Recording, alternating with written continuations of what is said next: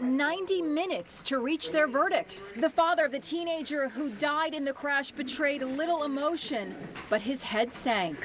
Pino's wife reached over and hugged him.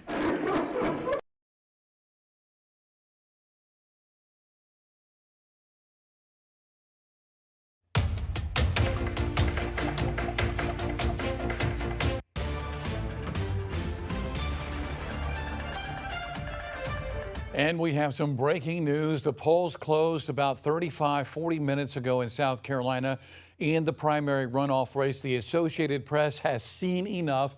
They say that State Attorney General Alan Wilson is the victor tonight in the Republican race for governor. Right now, with about not even 1% of precincts reporting, Wilson with a little more than 65% of the vote, Evett would not quite 35%. So again, the Associated Press calling this race already, saying Alan Wilson will be the Republican nominee in November. Our Josie Frost is at the Wilson Watch Party here in downtown Columbia. She's joining us live now. Probably a lot of excited supporters out there, Josie.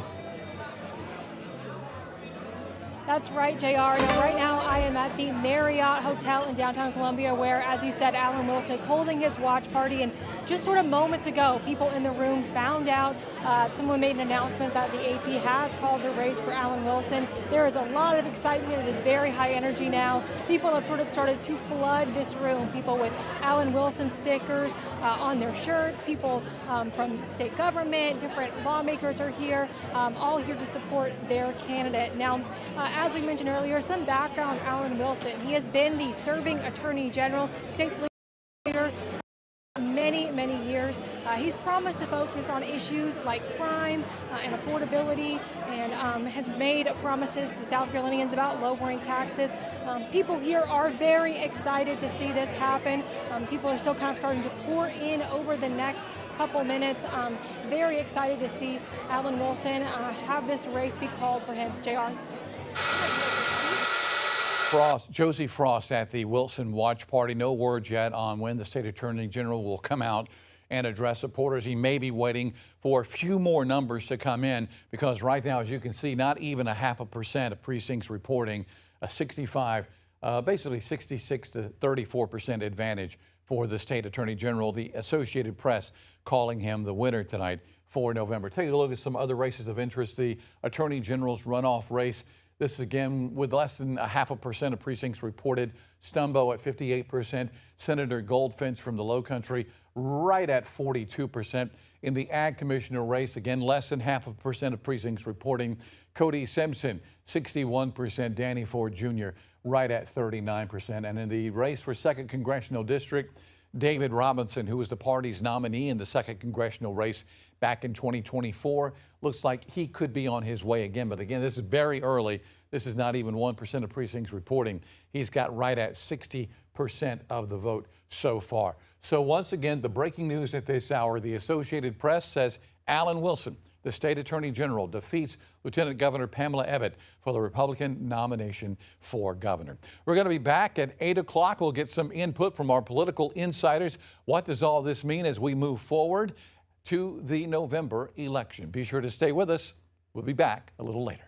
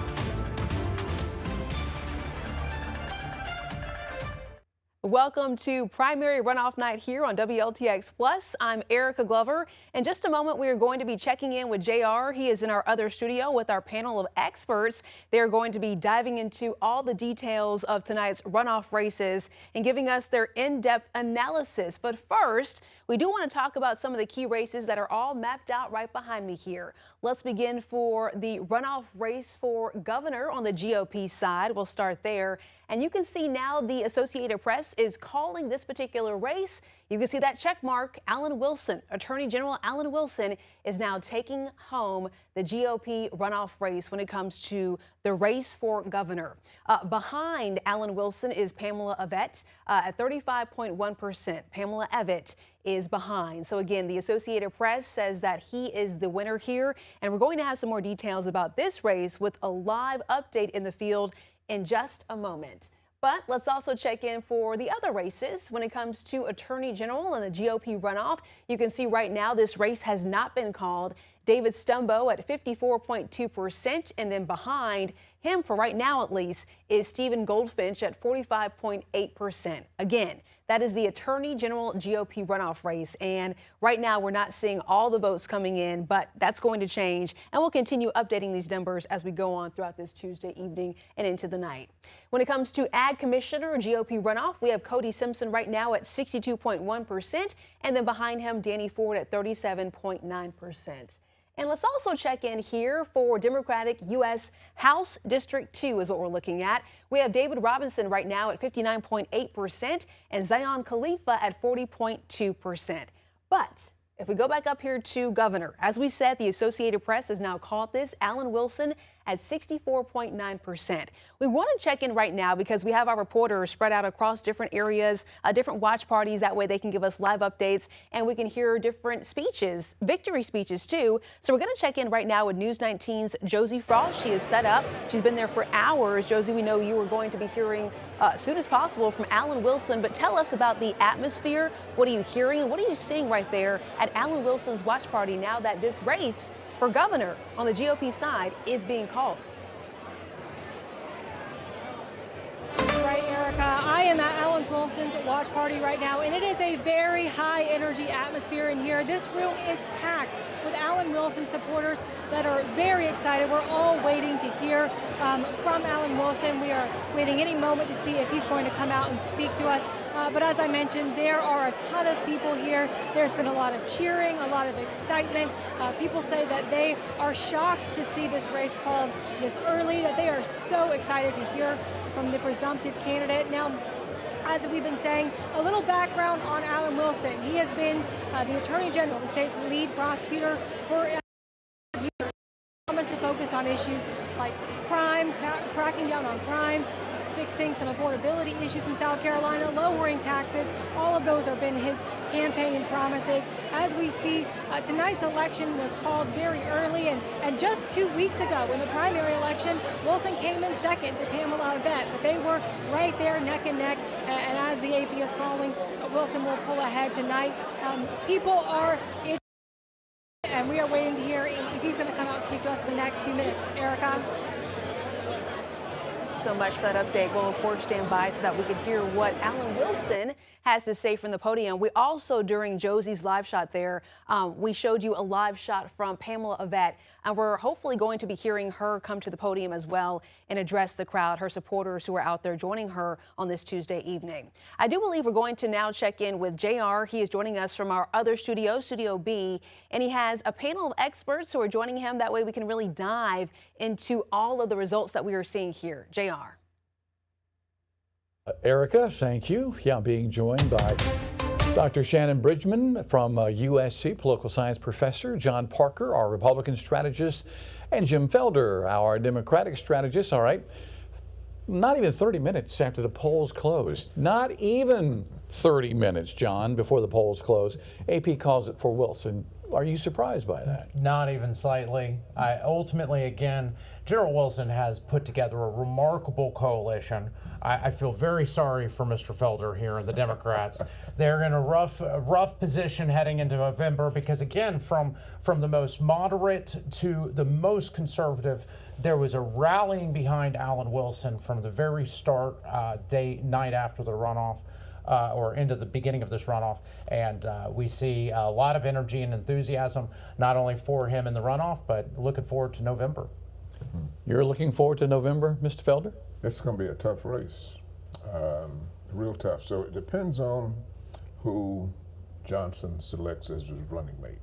Will make a difference. It can close the gap some. But it's going to be a tough race. Allen really put together a good coalition. I got those phone calls I got today.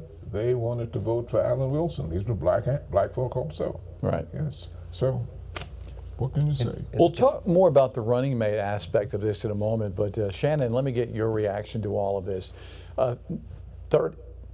Excuse me for just a moment. We're being told that Allen Wilson is actually coming out to address supporters. Let's take that live picture if we can and see what is going on. This is a live look on stage. Let's listen in now. We are expecting the state attorney general to come out any moment. Now there is Joe Wilson, the 2nd District Congressman. He is coming out. There is his wife, Roxanne, as we await the state attorney general to make his victory speech here tonight as he defeats Pamela Abbott, the lieutenant governor, getting the backing of President Trump just late last week in this race. The president backing Pamela Abbott and backing Allen Wilson in the race, calling them both great candidates, and that the voters couldn't go wrong in choosing either one. And Shannon, as we wait for him to come out now, as we wait for Wilson to come out, you've covered a lot of races over the years. In a highly contested race like this, within 30 minutes of the polls closing, does this surprise you? Not necessarily. We saw a lot of movement institutionally for Allen Wilson over the last couple of weeks. We saw the law enforcement organizations coming out. And then when President Trump says, "Hey, I'll endorse them both," it's sort of a permission flag to kind of go back. There's not that much ideological difference between these candidates. We don't see a lot of that. So you see a good, really solid campaign, a campaign movement of trying to get these coalitions and build coalitions, and people that didn't make the runoff, like Nancy Mace, Ralph Norman, threw support behind him as well. So I think the momentum was his. So it's really probably not that surprising. John, what are we expecting to hear from the state attorney general tonight, now the presumed Republican nominee for governor? Well, again, runoffs are always bloody affairs. It's an in-family fight, and there were certainly punches thrown. Allen Wilson has shown before a willingness to put those things in the past, to unify the party and reach across aisles. So you're going to see a lot of reaching across and unification here, talking about the issues that matter most to South Carolinians, ranging from safety to affordability, how we can keep South Carolina the great state it is and make it even better, addressing things from property taxes to roads. So I think you're going to hear a very issue-oriented speech focused on the people of South Carolina. Allen Wilson is notoriously famous for being a humble public servant that really considers it a public trust, that he works for the people. And so I think you'll hear a lot of that from him as he thanks the people who hired him, the people that he works for, giving him such loud and positive support tonight in this runoff. Pamela Abbott's gaffe on South Carolina State did not help her. It showed lack of temperament. Sure. And that certainly didn't help her at all. I know we have some live pictures up. If we can, let's take a live look inside the victory party once again as we await Allen Wilson. Want to see where we stand there. We have somebody getting ready, I believe. Who is this? Mike Rickenbaugh, his running mate and Lieutenant Governor pick. Well, let's listen in live for just a moment if we can. I am today for first and foremost a dear loving Savior who is so gracious and so good. And I am so grateful for a Lord. But on this earth, there is no one I give more respect or honor to than my queen, my wife of 30 years, Teresa.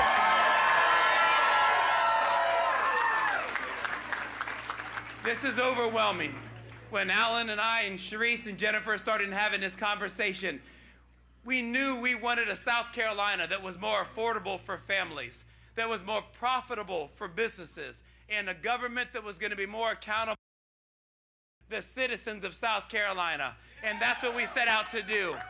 We said our North Star was going to be families and better outcomes for families. Not just some families, but all families of South Carolina. And that's what we're here to deliver. This is the greatest nation on the planet, and we believe in our hearts and our fiber that South Carolina is the greatest state in this greatest nation right here. It is incredible. Imagine a state, imagine a country where a child born to a 14-year-old put into foster care, gets adopted by a loving family, and gets an opportunity to be on the stage, to be in a position to be your next lieutenant governor. That's the country we are in right now. And imagine a man like Alan Wilson. Yeah, thank you. Thank you.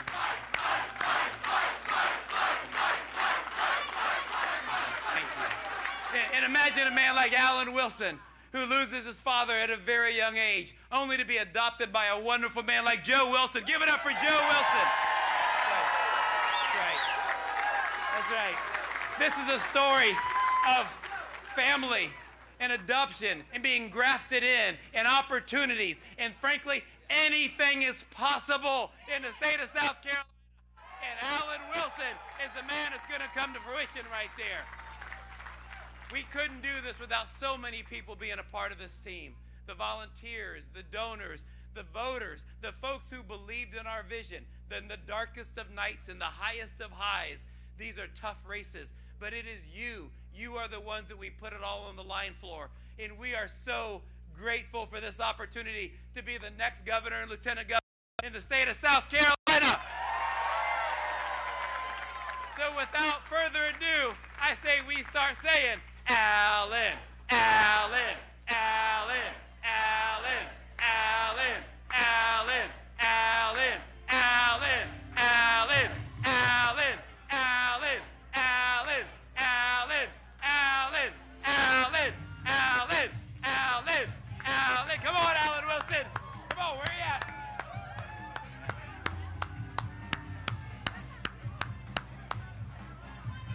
All right. Come on, Alan.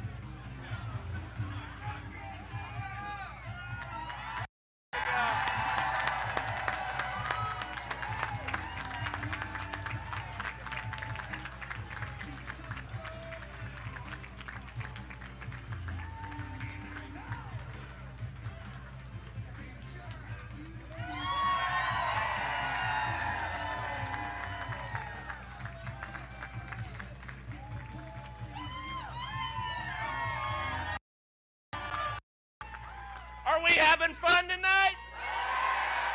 I can't hear you. All right. What a night, ladies and gentlemen. What a night. I can't thank you enough for being here tonight. Man, can we have time with hot as hell in here? My God. Every speech I give is 400 degrees. Look, I want to start. There's a lot of people to thank, but I have to start. I have to start with my family. I want to start with my wife, Jennifer. If it wasn't for her, I wouldn't have been able to do what I needed to do to get this done. Jennifer, thank you. I have told so many stories about her courage that she went through several years ago, and that courage inspires me to this day, honey. Thank you so much for being here. And folks, the best title, the best job anyone could ever have is that of dad. And I want to thank my son, Michael, and my daughter, Anna Grace. By the way, did y'all like the commercial? I gave you one job. I want to thank my mom and dad and my brothers. I've got nieces and nephews, cousins. I've got so many people from my family, uncles. Family is what it's all about. Mike Rickenbaugh talked about it. Family is the building block of society. It's the building block of our state. And I'm going to fight for your family as hard as I fight for my own family. And I want to thank my family for being here. Thank you so much. I love you guys.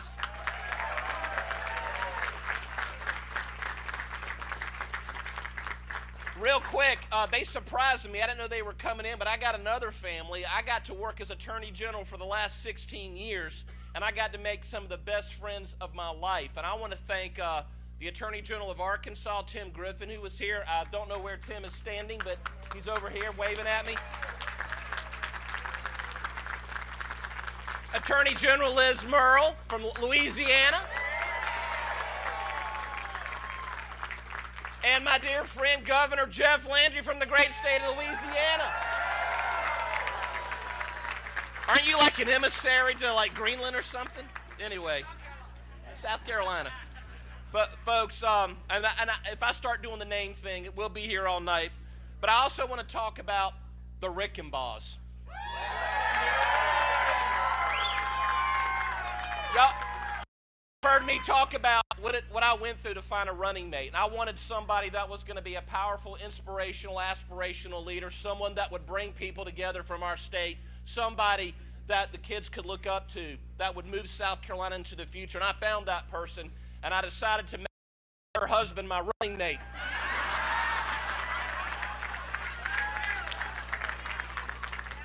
In all seriousness, Mike and Sharice, you've literally become like my family. And when we started talking in I guess it was August, we had our first conversation, and the decision was made in early December, ladies and gentlemen. I remember talking to Mike, and when I asked him what was the most important issue facing South Carolina, it was his answer that really sealed the deal for me. It made me want to make him my running mate, to make him my partner in this journey. And he said, families. It's all about families. And I never forgot about that, and I will never forget that, Mike. So thank you so much. I want to thank the hundreds, if not thousands, of volunteers. The volunteers who were out there in the heat, the sun, the rain.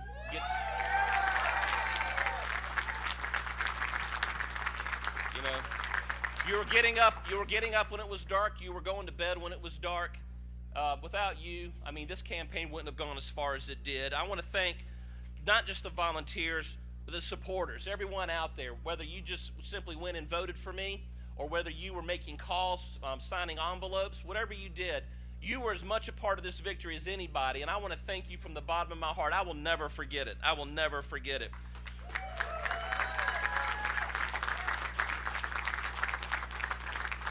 I want to thank my campaign staff, folks, the campaign staff. I mean, let me tell you something. We started off a small group, but we began to grow, and now we have, I think, over 20 people on our staff canvassing the state, and it's the staff that really, made this campaign go. And you know who you are, and if I start doing the names, we'll be here all night, but I want to thank my staff because you sustain me, guys.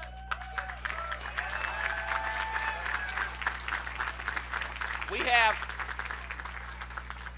have donors, people who, whether you wrote a small check or a big check or a bunch of big checks, the car can't go anywhere if there's not gas in the tank, and you kept us going when we needed. We were outspent, but it was you who doubled down on me, who believed in me, believed in this campaign, believed in this movement, who spent so much. Thank you. I will not forget it, and it was not in vain. Thank you. Out in the crowd right now, and I'm seeing a lot of elected officials. I'm looking at you right now. I'm seeing sheriffs. I'm seeing senators, House members, local officials. People who on school boards, town councils, city councils, county councils, dog catcher. You put your name on me because you trusted me, and you fought for me. Thank you. I won't forget it. Thank you for coming on board.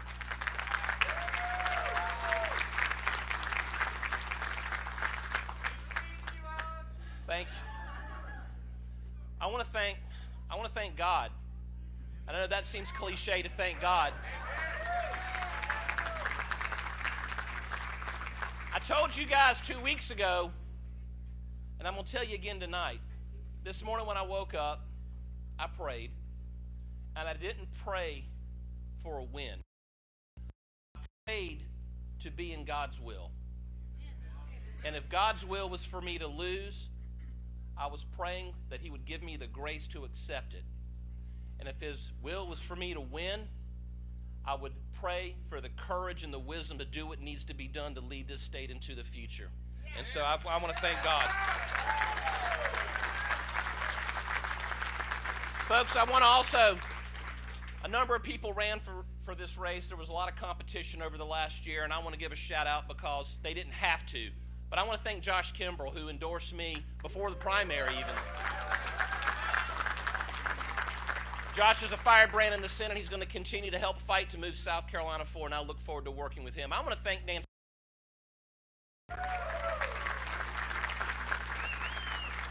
you know, things didn't start out too cool with Nancy and me. I don't know where Nancy's not here right now. She couldn't be, or she's out of town. But I want to thank her. But once we got a chance to sit down and once we got a chance to talk, we were both able to rise above our differences. We were able to come together. And on election night 2 weeks ago, she decisively and early, the first one to endorse me after the polls closed. Right after they called the race, she was the first call I got. And she jumped on board. And I want to give her a shout out to say thank you, Nancy, for your support.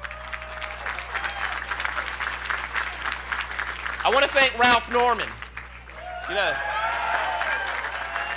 Congressman Ralph Norman, who was a very honorable man. He is a man with strong beliefs. He was a conservative juggernaut who believed in a movement, and I believe in that movement too. And he was a little bit more thoughtful. He took a little longer, but we had several conversations. No, that's a good thing. He wanted to make sure he got it right. And I remember sitting down and we had a conversation. I want to thank Congressman Norman. I want to thank his family for their service to the state of South Carolina. Thank Ron Reddy, who is an outsider businessman with a real message of reform, and he brought a lot to the table, and a lot, if not all of what he talked about, I support and agree with, and I appreciate him being part of this race and being part of this movement as well. Folks, they each brought something unique to this election cycle, and all of these candidates, while we were competing against each other, they made me a better candidate. They taught me resilience. They helped me find the courage I needed to find. They lifted me up by pushing against me. And I pushed against them because that's what you do in a competition. But I want to thank them. I want to thank the supporters. I invited all the supporters of Mr. Kimbrell, Ms. Mace, Mr. Norman, and Mr. Reddy to come to Wilson, Team Wilson. This is your home if you want it. Not only did they come here, man, I mean, they literally kicked open the door and they started sleeping here full time, right? It's like a frat house.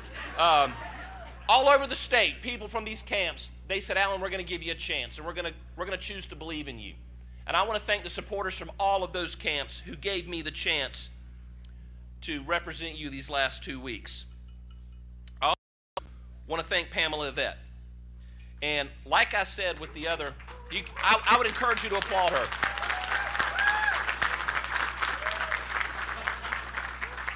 I said this 2 weeks ago about the other folks who didn't make the runoff, and I'm going to say it again about Miss Yvette. She is not my enemy. Her supporters are not our enemy. They're our kinsmen. They're our fellow citizens. And Pamela, for 8 years, faithfully served Governor McMaster in the state of South Carolina, and she did a good job as lieutenant governor. And while we had different approaches, different views, and while we competed, and it was sometimes very tough, I want to thank her for throwing her name into the ring, being the woman in the arena. It's tough. And it's difficult for what she and her family are going through tonight, but I want to thank her for that too, and I look forward to sitting down with her in the future. She did call me a little while ago and congratulated me, and she's to be commended for that. So please love her.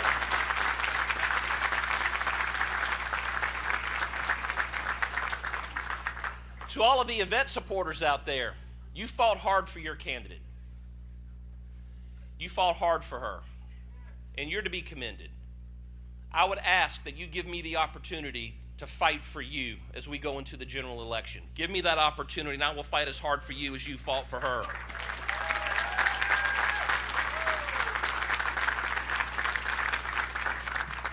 You too have a home here with Team Wilson. Just make yourselves at home. Everyone else did. Beer's in the fridge.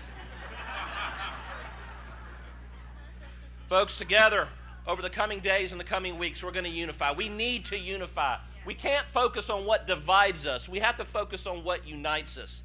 That's what's important in South Carolina. I also want to give a shout out to President Trump. I was honored to receive his endorsement. He co-endorsed me late last week because, first, I believe he recognized what we've the last 10 years to support the things he was trying to accomplish with his administration. But also, I think he saw the fight that in our campaign, the energy in our campaign. And I think he likes a fighter, and I think that's what won him over. I want to thank you, Mr. President. I was honored to receive your support, and I look forward to working with you as we move forward. I want to thank Senator Tim Scott.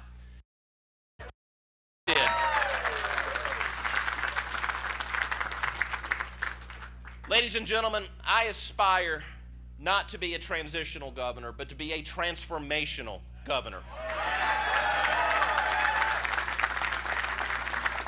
People are skeptical. So many people across the state of South Carolina are skeptical about their government. They've become cynical. They're tired of the status quo. They're tired of elected officials just saying whatever they can say to get elected. But folks, I'm telling you, that is over. Here's what we're going to do. 3 things. I'm going to do a bunch of things, but 3 things I want to highlight for you. We're going to launch the Families First Audit Initiative. That's our version of DOGE. That's a complete top-bottom audit of all state government agencies. We're going to allow for public comment. We're going to let you take your government back, and then we're going to lay out a roadmap for real reform to make government more efficient, more accountable, more receptive, and better all around. And that's going to start the Families First Audit Initiative that Mike Rickenbaugh is going to lead. We're going to prioritize infrastructure. We're going to fix our roads and our bridges and expand our energy grid. We're going to modernize the Department of Transportation. And finally, let me be very clear. The era of bad corporate deals that cost taxpayers of billions of dollars are over.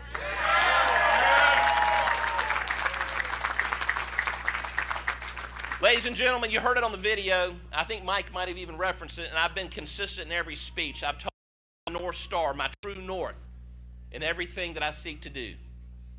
When I wake up in the morning, when I go to bed at night, these will be the thoughts going through my head. And Mike and I have committed to doing this as governor and lieutenant governor.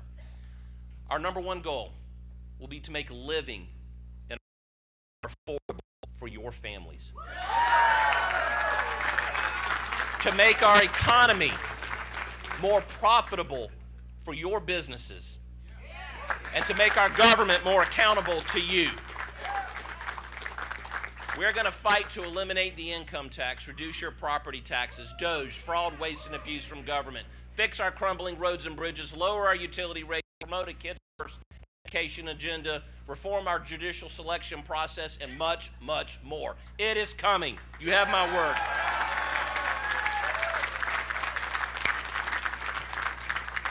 Now, we're at the conclusion. Are you happy? You hot enough?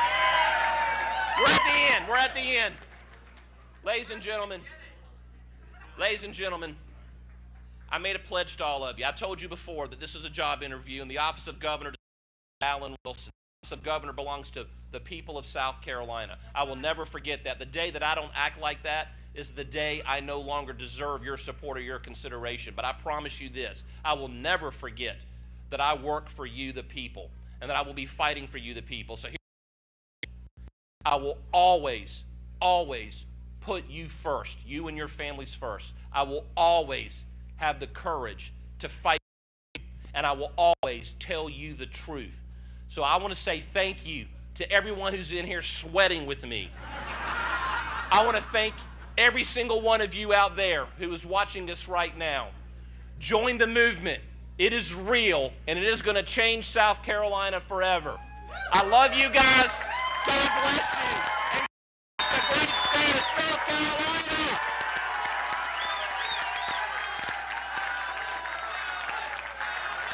I'll do the work line. All right, that's Alan Wilson, the Republican nominee for governor, with his acceptance speech tonight. He said that he heard from the Lieutenant Governor, Pamela Evette, a few moments ago. Very gracious in defeat, he said, congratulating him on his victory. Any surprises here, Shannon? Did you hear anything that was unexpected? No, that is an effort at unification, as John was saying, and trying to build momentum and enthusiasm and support. There was nothing there. He laid out issues to go ahead and try to consolidate and move forward towards the next, 4 months, 4.5 months that we're going to have between now and the general election.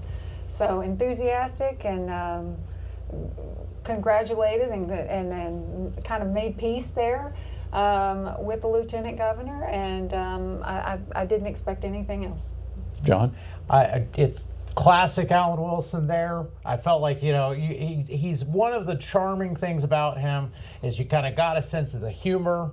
and he had the relatability of who will likely be our next governor, as he kind of embraced former opponents and said, "Come on into the kitchen, grab yourself a beer."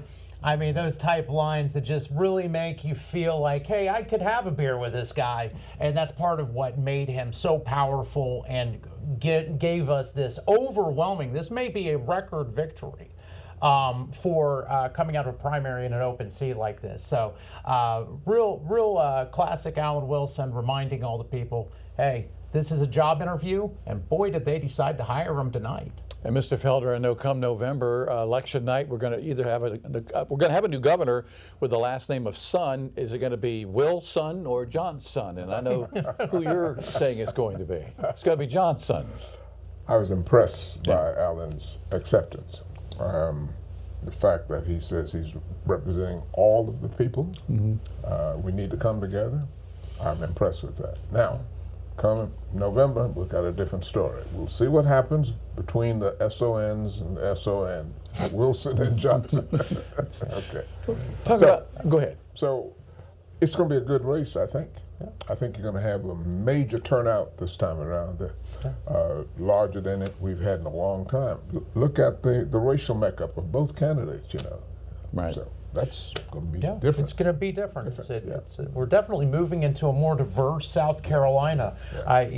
There's for a southern state, you definitely see from Nikki Haley to now these tickets that are self-selected, and officials like Senator Tim Scott. We really embrace diversity in this state, and there's a lot to be said for against the stereotypes they oftentimes want to label South Carolina with. All right. So while Alan Wilson was giving his victory speech this evening here in Columbia, the lieutenant governor was conceding the race this evening. Her remarks were happening at the very same time Wilson was speaking. Let's listen in now to Lieutenant Governor Pamela Evett. Today, I think I'm going to stick to a script, so I touch all the things that I feel like I need to. But first and foremost, I want to say thank you. Good evening. Thank you for coming. Thank you for traveling. This has been an amazing journey for me and for my family. And unfortunately, despite our best efforts, we have all left it on the field. We have worked as hard as we all could, and we came up short. But we all love this state, and that hasn't changed. And I won't pretend that I'm not disappointed, because I am. I want to reiterate what I've said all along. This race wasn't about me. It never has been. It's been about you. The people, the taxpayers, the business owners, the families who make our state the best in the world. This wasn't just a campaign for me, it was a movement. A movement built around keeping South Carolina the best place to live, to work, and to raise your family. And so just a few minutes ago, I called Alan Wilson to congratulate him on his win tonight and to tell him that he has my support as the party's nominee. I'm committed, and I hope you all join me in doing everything we can to ensure a win in November. As I see so many familiar faces in the crowd tonight, it's hard for me to feel anything other than an intense gratitude for all of the incredible people who've stood with me every step of the way. And I do mean every step of the way. From the calls to the texts to it's so tiring and I'm at my 11th event of the day and you call and you send smiling faces and my kids and my husband say, Mom, you can do this, honey, you've got this. You really have been the fuel that has kept me going. You all betted on me, and I don't take that lightly. And to my family, to David, my mom Jenny, who's sitting down there, my brothers, but mostly my incredible kids. Amanda, Joseph, Jackson, and Simon, none of this means anything to me without all of you. You have been my rock through every single day. I could have never made it this far without your support. And I love you more than I could ever say. It's okay to be disappointed. Lord knows that I am. But in just a few months, there's going to be a general election. And the choice in that general election is going to be between conservative principles, and a Democratic Party that wants the exact opposite for South Carolina. And that's not even a close call. So tonight the primary is over. Tonight we come together because the stakes are too high and South Carolina is worth too much for us to do anything else. This isn't the end of anything for me. It is just the beginning of a different chapter.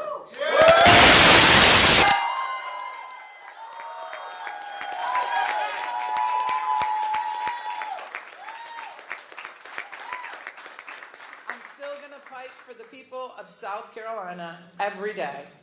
And I am still, and I will always be grateful beyond measure for having the honor to serve this state, the state I love, for the last 8 years. God bless you all. God bless this amazing country we get to call ours. And God bless the great state of South Carolina. Y'all, thank you so much.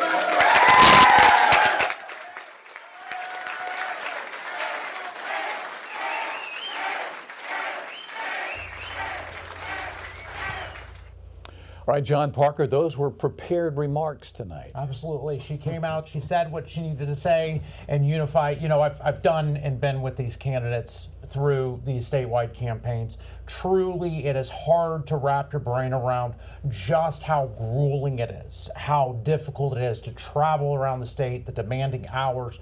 They are put through the ringer.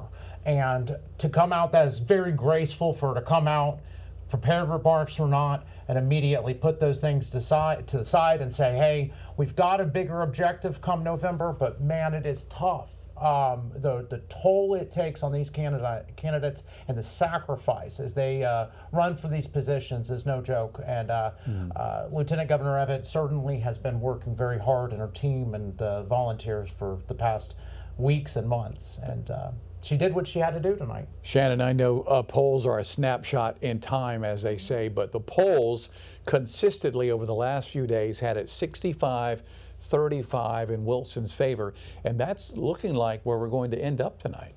Yeah, you know, your sample size is a smaller portion than it would be for the whole general electorate. So when when you've got laser focus on likely runoff voters, these are, as Mr. Felder said earlier, you can't cross over for the runoff, even though we're an open primary state. These are the party faithful.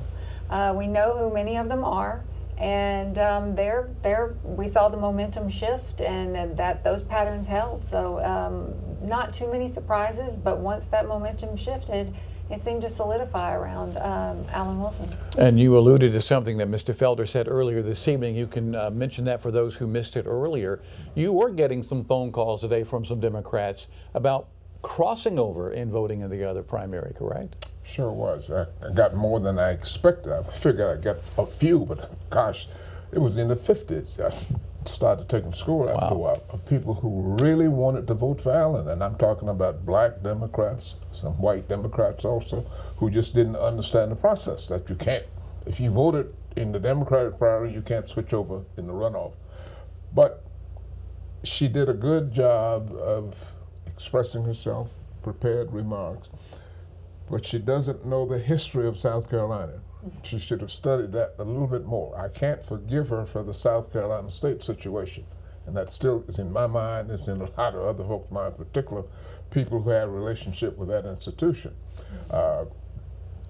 That didn't defeat her, but it certainly didn't help her. Do you think that's why you were getting some phone calls today from some angry Democrats who wanted to vote for Wilson because of what happened with SC State? Exactly. All right. Just laid right down. We understand the Associated Press has made another call for the evening. Erica is in Studio A with that call. Erica? Associated Press is now calling the race that is right behind me here, so we are checking in for the very latest update tonight. When it comes to Ag Commissioner for the GOP runoff, of course, you can see the check mark the Associated Press is now calling. Well, I want to make sure that if I tap out here, it gives me the total, because this is only for 2 different counties. So right now, let me see if I can tap out again. Make sure I get this. Okay, so right now I'm seeing 62.5% here. The Associated Press is calling this race for Cody Simpson. You can see Danny Ford behind at 37.5%. This race is being called. That is the latest update there. But we also want to check in for this race and look at these numbers here. This is Democratic House District 2. You have at 50.9% Zion Khalifa, and then David Robinson at 49.1%. As of right now, this race has not been called, but you're seeing the close numbers here. So we do want to check in. We have a reporter, Megan Dogshis. She is covering this race right behind us here and giving us a live update right now. Megan. Erica, it is a tight race for the U.S. House District 2 seat. Like you mentioned, Zion Khalifa is at that 50%, while we're seeing David Robinson the second at 49%. I spoke with Khalifa earlier about what he had been doing between races. Here's what he had to say. But these last 2 weeks have been a lot of door knocking. When I say a lot of door knocking, we've knocked about 200 doors a day in the last 2 weeks, and a lot of social media work. It's definitely been a lot.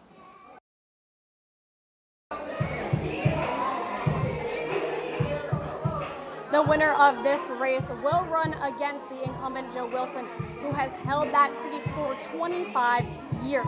This is a tight race, and we'll keep you updated on those results as they come in. Reporting here in St. Andrews, Megan Dogshis, News 19 WLTX.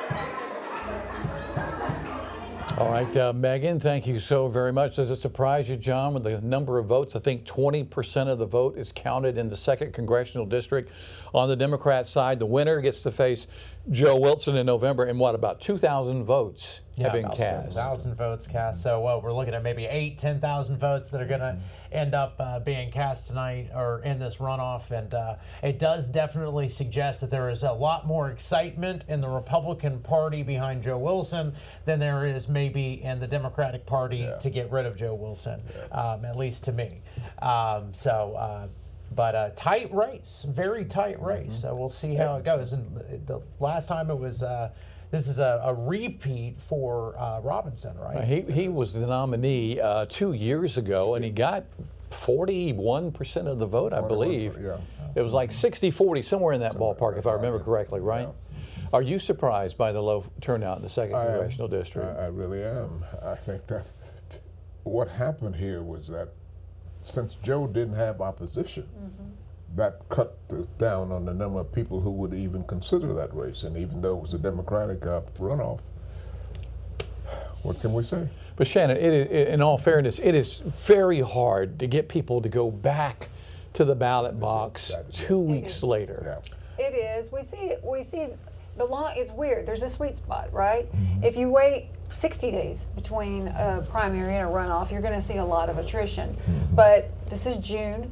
It's highly compressed. You know, you have a longtime incumbent in the chair. It's not an open race, so you're not seeing the same kind of activity and enthusiasm you are in, say, the gubernatorial race or some of these other races. And it's local. You know, it's a congressional district, and so, you know, vying for who's going to face off with a long-term incumbent doesn't really bring the same energy as it would for a fully open race. And you don't have a governor ticket at the top, right? That's pulling up. There's not a whole bunch of money that's getting put in to remind people in this 2-week window, hey, you still come out for this, you know, so that makes it tough. Talking about the ag commissioner race for just a moment, the Associated Press calling it for Cody Simpson, the candidate that was backed by President Trump against Danny Ford Jr., or Danny Ford II as he goes by. You know, you had Les Tyndall, who was the ag commissioner for so many years in South Carolina. Hugh Weathers has been ag commissioner for 22 plus years now, I believe, something like that. And so it's a job that once you get in, it seems you're there for just a little while. Yeah, as long as you want it, right? Which it's a critical position too, because a lot of people don't understand, like 80% of the food that we eat is actually handled, that the FDA reviews and all, is actually handled on the state level. And so not only the huge impact on our economy, but the food that we eat and what the safety is there. And so it's an important role, and we may be seeing Cody Simpson's name for a couple more decades as a 34-year-old young man. Isn't gasoline also? Gasoline, yeah. Elevators. I think elevators. There's a lot of different safety mechanisms. Comes in. It's our largest. It's our largest regulatory body, really, in terms of our economic output. And it's been sort of a generational office for the last couple of generations. That being said, farmers in South Carolina, the agriculture community, are facing a lot of really tumultuous times, as farmers across the country are, and so this race matters to them, and we'll see what it looks like next go around. This may not be a generational office holding situation. We'll just have to see what happens with agriculture in general. In the race for state attorney general on the Republican side right now, I believe Stumbo has about a 55 to 45% advantage over Goldfinch, the senator from the Low Country. Any particular way you see this going through the evening?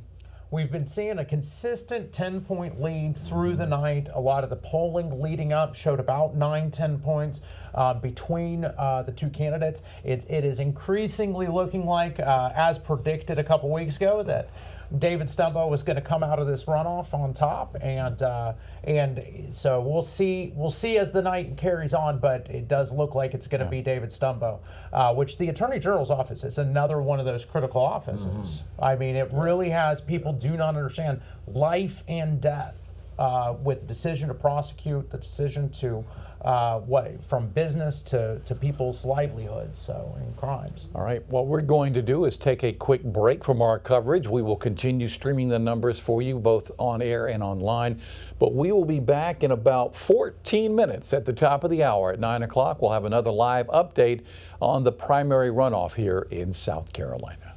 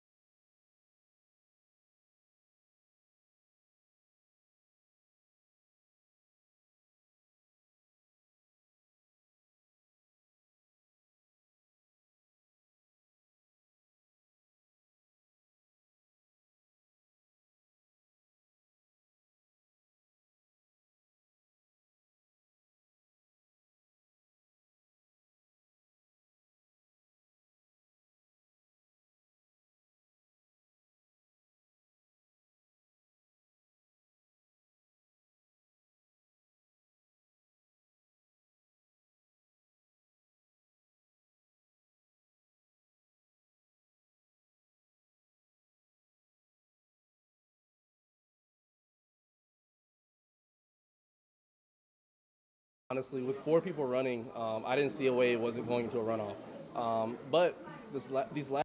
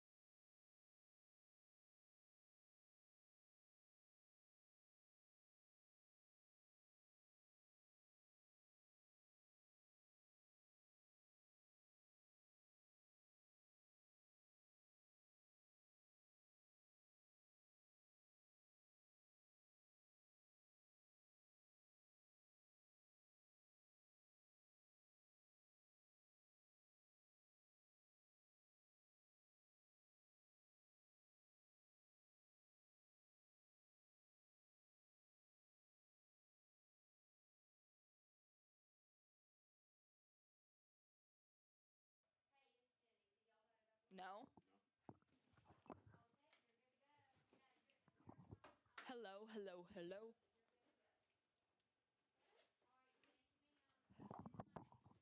Hello, hello.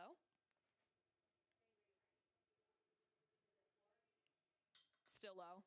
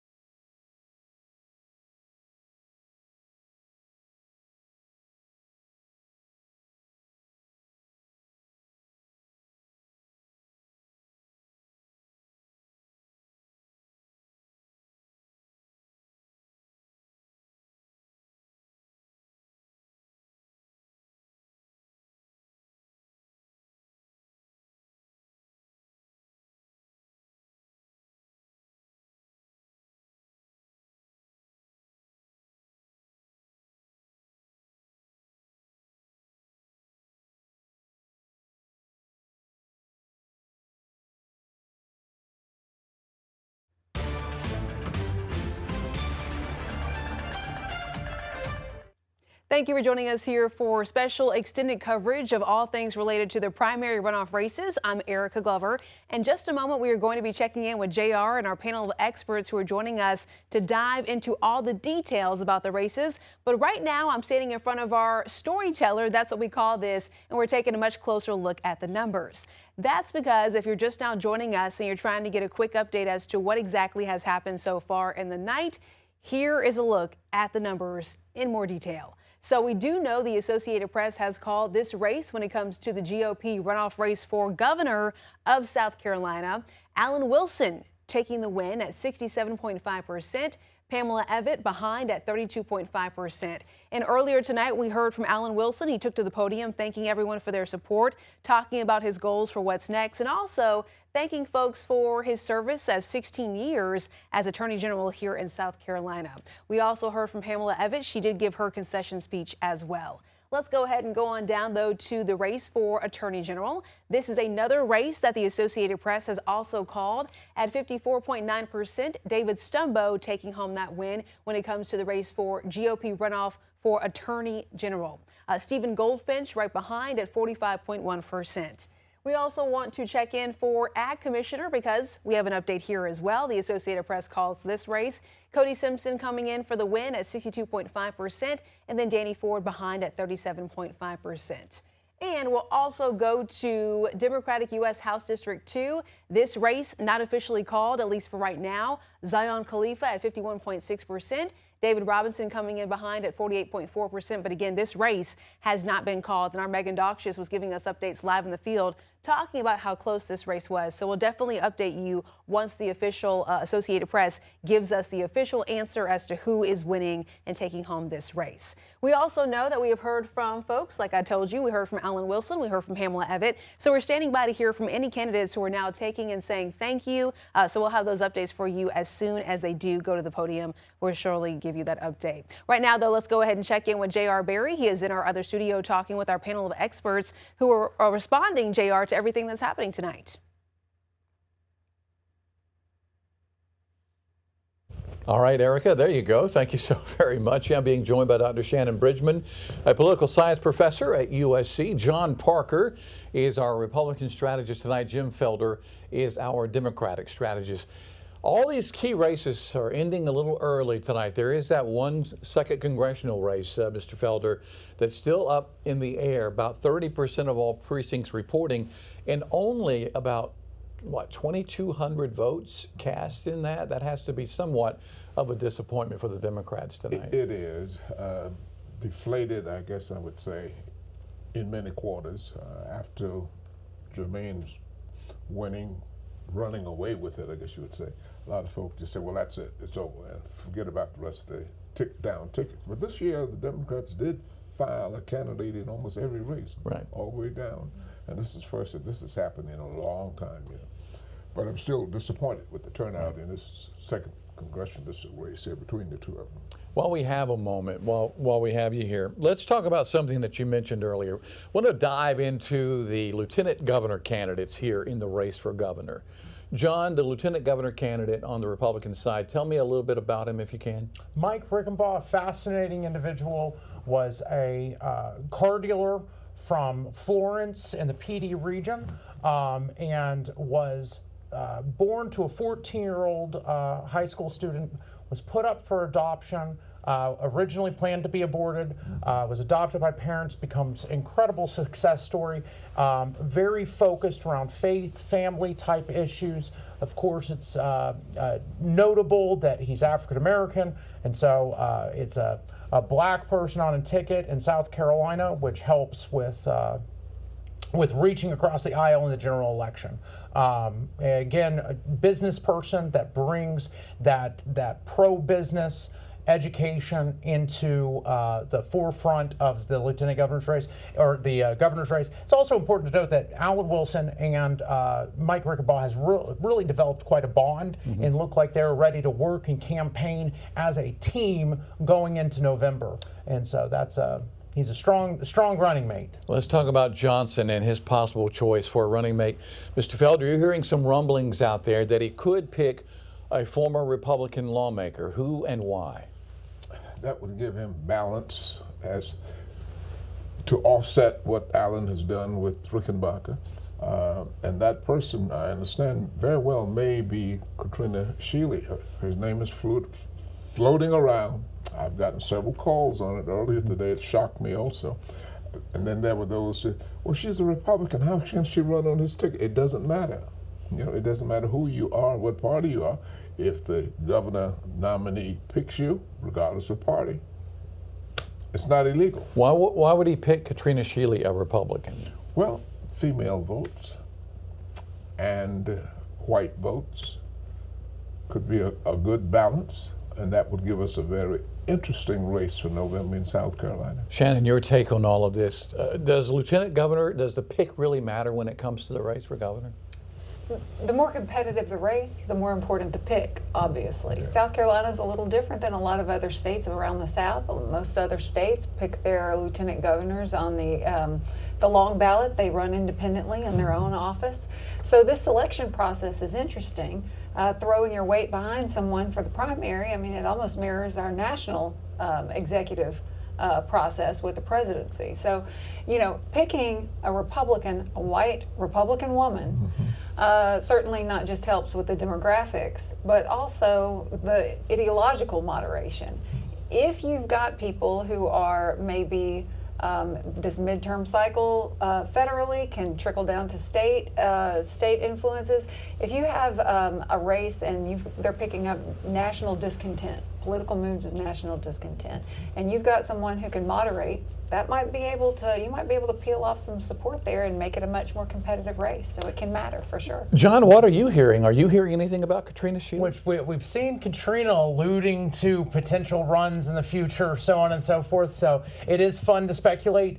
For those that don't recall, Senator Shealy became very famous over the abortion issue. She broke ranks from the rest of the Republicans and the sister senators who ended up actually voting against the heartbeat bill and became a advocate on the Republican side for a more moderate, some would say pro-choice stance. And that does give us an indication that abortion and family care or values type issues may become central to the governor's race this go around, and some of that battle may play out in the lieutenant governor aspect of it. You also might remember, this is one of the first times that we've seen, Pamela Evette was the first lieutenant governor that had been picked. We went to the ballot back in 2010, if I remember correctly, and actually voted on a referendum that said, hey, we're going to go ahead and shift this over, and the governor is now going to pick his running mate and do this more like the VP. And we do see in the federal level, vice presidential candidates like J.D. Vance have been used really effectively to go out and campaign and be a representative for the top of the ticket. So we'll see if Katrina is able to help peel off some of those votes and make Jermaine Johnson a little bit more appealing to the moderates in South Carolina. Well, it's speculation right now, but you guys, you're the insiders. You're the ones hearing stuff. How soon will Johnson announce his pick, do you think? I think he's going to do something in the next 10 days, as I understand it. Next 10 days. He's waiting for the runoff to go away, get behind us. All right. A couple of other races have been called tonight. The ag commissioner has been called for Cody Simpson. And while we were away on our last break, David Stumbo, the projected winner in the race for state attorney general on the Republican side. Any surprise there? No surprise there. I want to point out what a big election this is, what decisive victories these are on the Republican ticket. Folks, got to remember that it has been a decade since we had a new governor. It has been 16 years since we had a new attorney general. It has been 22 years since we've had a new commissioner of agriculture. And so being that this is a Republican state, and right now Republicans control all 9 constitutional offices, it is very likely that we just selected a completely new team for much of the state's government, and this is going to be a transformational sea change, or at least potentially, for the state of South Carolina. Big night, decisive victories. Certainly a generational one. Generational one, yes. Generational turnover. Much younger, much younger across the board. Yeah, absolutely. With a young 34-year-old commissioner of agriculture. David Stumbo is a younger man. Alan Wilson was elected attorney general while he's been in office for 16 years. He was the youngest elected attorney general in 2010. So all of them very young people. And quite a transformation, a big night for South Carolina. Jermaine Johnson's only 40 years old. Yeah. So. Born on the 4th of July, he's almost 41 years old. The big winner of the night, Alan Wilson, and our Josie Frost is at the Wilson campaign headquarters tonight. The victory party, so to say, in downtown Columbia. Josie?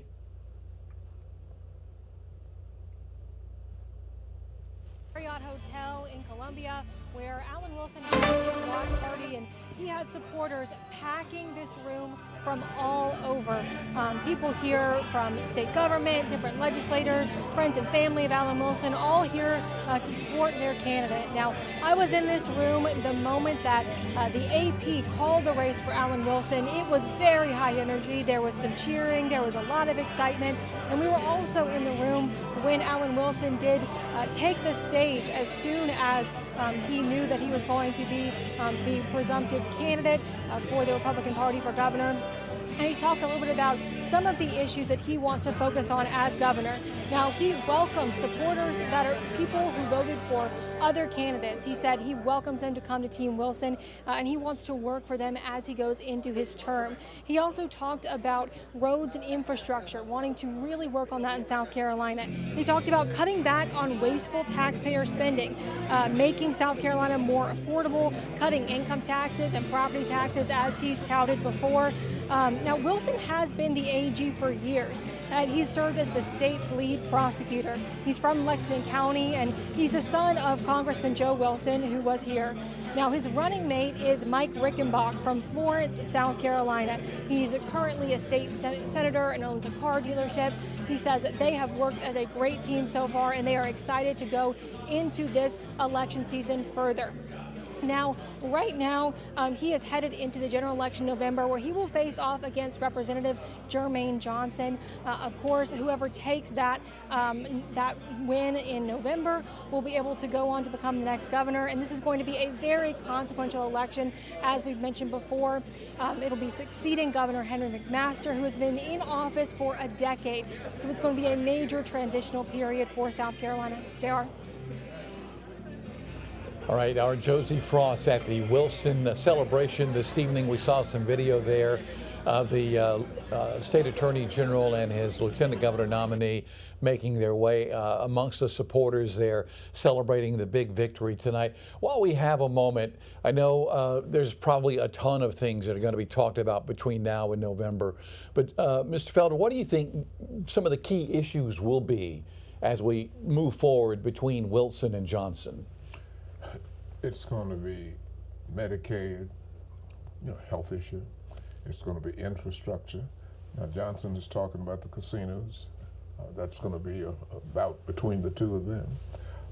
But it's going to be issues that's going to, I think, raise money and issues that affect us from a health standpoint.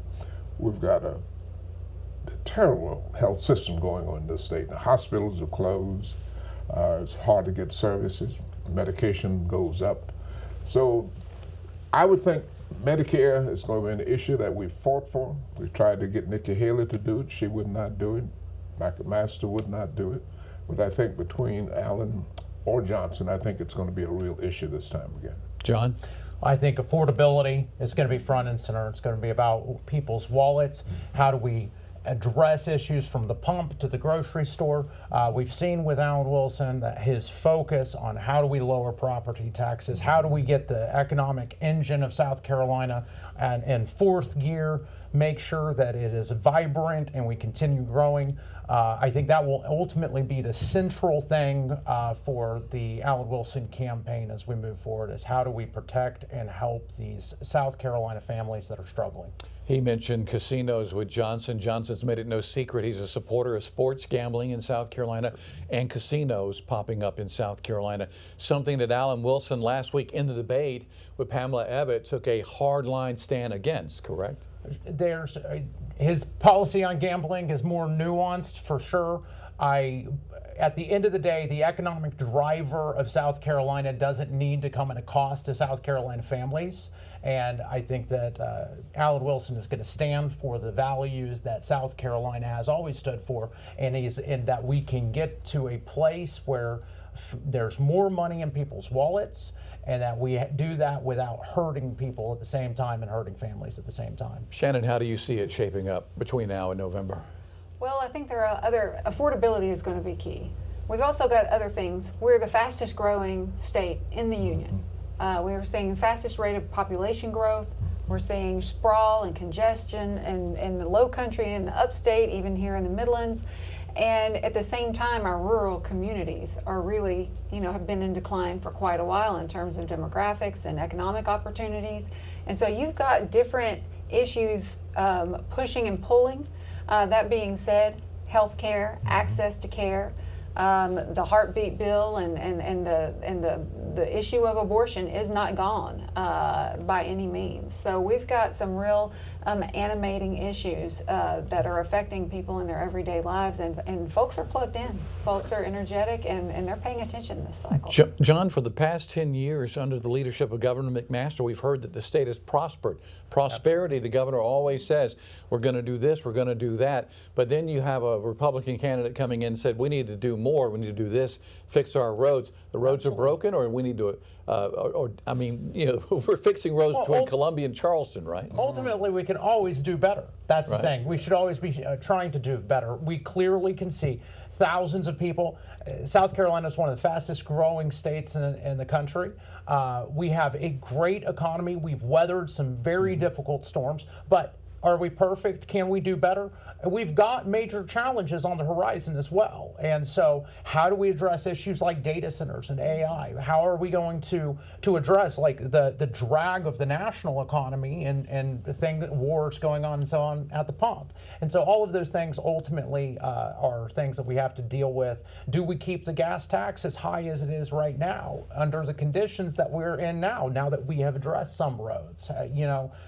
All of these things are questions, and it's ultimately we want to have conservative leadership in the governor's mansion, working with the legislature to make sure that we have tax policy and an economy that benefits everyone and lifts all South Carolina families up. You talk about taxes. We can't have all the services we need without taxes. And the public doesn't mind paying additional taxes if they're going to get better services. Our roads are crumbling all over the place. Gasoline tank, well, I noticed today that it's going down a little bit. We hope it'll continue to go down if they can solve the Iranian situation. But people do not mind paying taxes if they know they're going to get something in return. That is a very clear example of the difference between what the Republican Party will be offering in November and what the Democratic Party will be offering in November. Higher taxes and bigger government services, lower taxes and more private enterprise that hopefully finds its way into your wallet. I mean, that is like some of the fundamental differences between the two parties and the visions that they see. And Shannon, at the end of the day, politicians are going to say things that we hear a lot of. We need to fix the roads. We need better health care. We need to do this. We need to do that. I mean, we hear it every election cycle, don't we? Well, these are the basic things. You know, the road ferry does not come in the night. And whether it's 1955 or 2025 or 2026, people are going to be driving to work and trying to take care of their families. And so these are perennial issues that we've got to figure out. And as the economy changes, from service to information, figuring out how we're going to live, how we're going to support it, and what the basic building blocks of our society are going to look like. These are things that are good and appropriate to discuss and to have good, healthy debate about. All right, we're going to send things back inside Studio A. Erica Glover standing by with a look at the numbers tonight. JR, thank you so much. Of the 4 races that we are following behind me here, there is one that the Associated Press has yet to go ahead and call. So we are standing by for any breaking news update. And it does come to us regarding Democratic U.S. House District 2. You can see right now 56.7% for Zion Khalifa and David Robinson at 43.3%. So we are standing by for any updates. So to give us some more details, we are now going to check in with News 19's Megan Doxius. She is closely monitoring all the numbers. So Megan, what can you share with us right now? Right now I'm at Zion Khalifa's watch party, and we also have a team live over at David Robinson II, the other candidate running for this U.S. House District 2 seat. Now we're looking at those numbers. Right now we're seeing that it was just recently updated to 57% for Khalifa and 42% for Robinson. I spoke with Khalifa about what his platform was like. This is what he shares. Connecting with the people authentically and genuinely. Right now, I just feel like the people, we have lost touch with the government, and our interests haven't been kept in mind when decisions are being made. And regardless of Republican or Democrat, at the end of the day, we're South Carolinians. And so I really want to get back to that root of reminding people that, hey, we are South Carolinians first, before we're a political party. This is a tight race here, and we're checking the numbers as they come in. We'll continue to update you guys with that information. Reporting here in St. Andrews, Megan Doxius, News 19 WLTX. All right, Megan, thank you so much for that coverage there. And we are going to continue updating all the numbers for you when it comes to this race right behind me here. But if you're just now joining us for our extended coverage, we do want to make sure that we bring you up to speed. Let's talk about the Ag Commissioner GOP runoff race. You can see right here the Associated Press has called this one. Cody Simpson coming in at 62.4% and Danny Ford at 37.6%. So Cody Simpson is the winner of this. We'll also go on over to the race for Attorney General GOP runoff. David Stumbo at 54.9%, Stephen Goldfinch at 45.1%. The Associated Press has called this as well. And we'll also lastly check in when it comes to our race for governor for GOP runoff. We have Alan Wilson at 67.5%. This race has also been called. Now stay with us, because coming up at 10 o'clock at the top of the hour, we're going to be joining you once again with another update. Live reporters joining us in the field to give us their updates as well. And then JR will of course have another recap with our experts who are joining us in our other studios. So stay with us right here on WLTX Plus.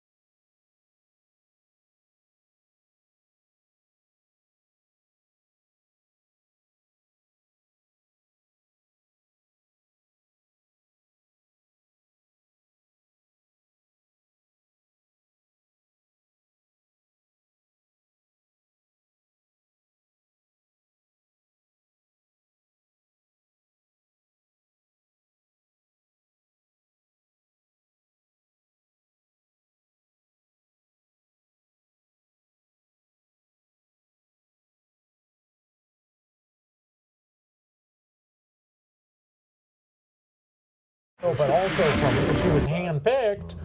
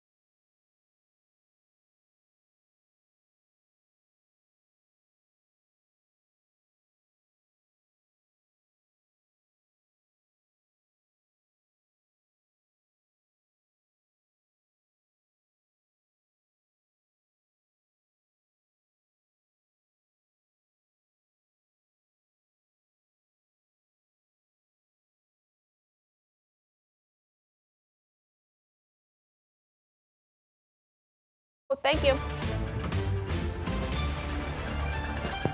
I'm right here.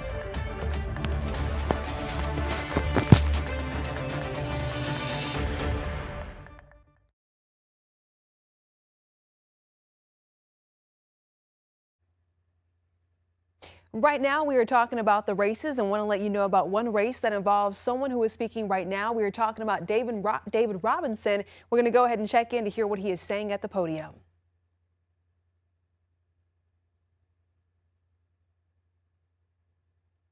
Really defining moment for not just the campaign, but for everything that we all came to together.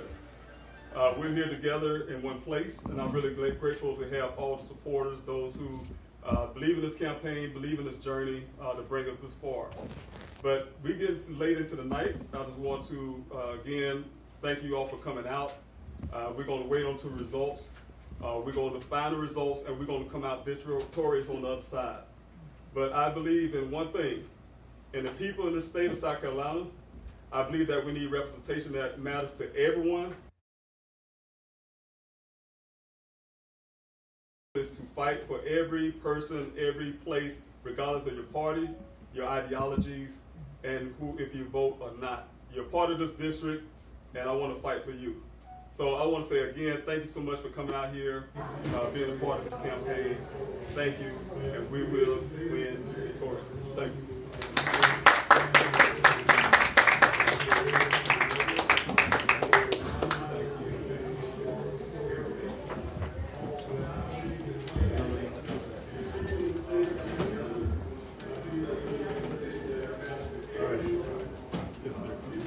And you just heard there from David Robinson. Our camera crews are out there listening to what the candidates are saying about this race. Now, right now, the Associated Press has yet to call this race. And you heard from David Robinson, who said they're still waiting for the entire votes to finally come in.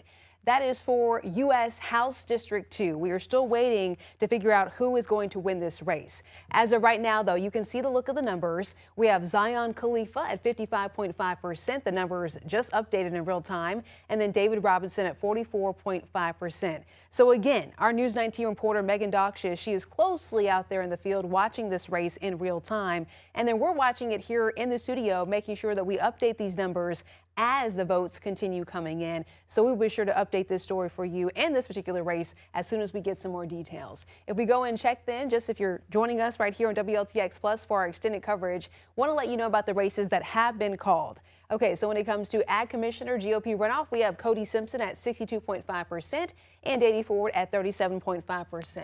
If we go to the Attorney General race, we have Attorney General GOP runoff, David Stumbo. This race has been called by the Associated Press at 55.6% and Stephen Goldfinch at 44.4% for that particular race as well. And the race for governor in the runoff races here, we have Alan Wilson. That race has been called. That happened pretty early in the night at 68.3% and Pamela Yvette at 31.7%. So we are taking a closer look at those numbers. We also are going to be checking in a little bit later with JR. He is in our other studio. He is joining us with the experts. They are diving into the details. And every time we have a candidate who takes to the podium to give their speech, their concession speech or their acceptance speech and talk about how excited they are, then reacting to that and talking about what happens next and what they think could happen come November. So we'll check in with JR in just a moment, but be sure to stay with us right here on WLTX Plus for extended coverage.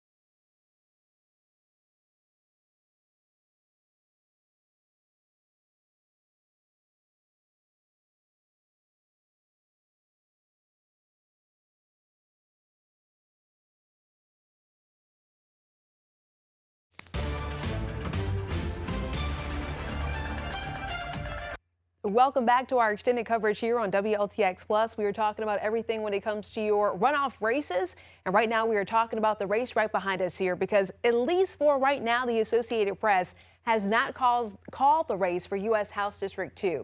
You can see, though, the total numbers. I'll update. No update right now. Zion Khalifa at 55.5%. David Robinson behind at 44.5%. Now, previously, a little bit earlier, we heard from David Robinson talking about how they are waiting for the votes to completely come in. But first, let's go ahead and check in with our News 19 reporter, Megan Doxius. She is joining us live in the field, giving us all the updates. Hi there, Megan. Yeah, Erica, like you mentioned, this is a tight race, and you said 55% for Khalifa into that 44% for Robinson. We have live crews out at Robinson's watch party as well. We were told that they have left their watch party headquarters for the night. We're not sure when this race is going to be called, and we will keep you updated as these results continue to come in. Reporting here in St. Andrews, Megan Doxius, News 19 WLTX. All right, Megan, thank you so much for following that. So once again, just want to show you the numbers. They are not being updated from the last time we checked in. Zion Khalifa at 55.5%, David Robinson at 44.5%. But as you heard from Megan, she is out there in the field, so we will be sure to update this story as soon as we do know who the winner of this particular race is. It could take a little bit longer to finally get that update for you. We also, though, want to go ahead and check in with News 19's Kiki Gushu. She is joining us now from the field. She is sharing the updates that she is hearing from her location. Kiki, what can you share with us this Tuesday night? Hi there. Hi, Erica. David Stumbo is now the Attorney General GOP nominee, and he's a familiar face to South Carolina's legal community. He spent over a decade serving as the solicitor at the 8th Judicial Circuit over in Greenwood. Now, Stumbo campaigned as a career prosecutor and conservative law and order candidate. Before becoming solicitor in 2012, he actually served in the South Carolina Attorney General's office, including working with the Internet Crimes Against Children Task Force. Stumbo has made supporting law enforcement and prosecuting violent crimes central themes of his campaign. Now he will head to the November ticket as the GOP nominee and turn his attention to campaigning for the seat of Attorney General. I'm live here at the Election Commission and will continue to bring you updates throughout the night. Live at the Election Commission, Kiki Gushu, News 19 WLTX. Back to you, Erica. Kiki, thank you so much. So she just shared the background of David Stumbo, but just a few moments ago, he took to the podium as well, sharing this update. Let's go ahead and have a listen to David Stumbo. We did it!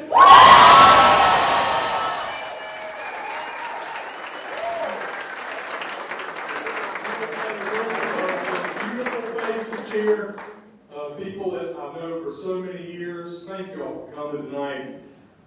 I've got two words for you. Gratitude and grace. Amen. Yeah. It is by the grace of God that I ever became a lawyer in the first place. First lawyer in my family. It's by the grace of God I became a prosecutor. By the grace of God I happened to run into General Condon 25 years ago when he was the AG and he gave me my first job. And God has just opened door after door after door for the past 25 years. He's allowed me to serve people. He's allowed me to fight for victims. He's allowed me to work with law enforcement. And I am beyond blessed and grateful for everything our God has done for me. Amen.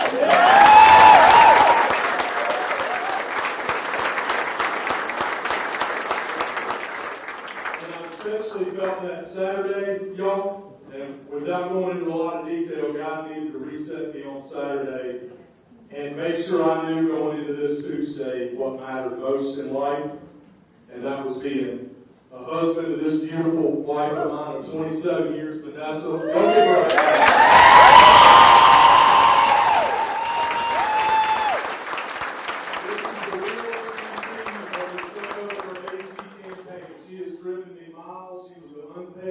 Uber driver across the state of South Carolina, and she has been the support and the love of my life forever. But y'all, I can't tell you how grateful I am for this wife behind me and my kiddos that are standing behind me. My 4 kids, and then now we got a +2. So thank you, Gabriel and Hannah, my oldest two, for their support. And then Annie, my youngest, how supportive she's been. And on this side, Maggie, and then Meg, and Hallie Ruth. Y'all, it takes a family to run for statewide office. And those of y'all who run for any political office know you better have a family behind you and supportive and give it all. And I have that, and I'm so grateful for that. I'm thankful for God's grace on my life, y'all. I can tell you, I never expected this during the campaign. I've probably been able to share my faith over the last year more than I had in the previous 20. And that's been just a great benefit of being able to run for office. You get to share life with people and get to have people support you. And so this victory is due to the family standing behind me, my mom and dad, Cliff and Debbie Stump over here. Love y'all, mom and dad, so much.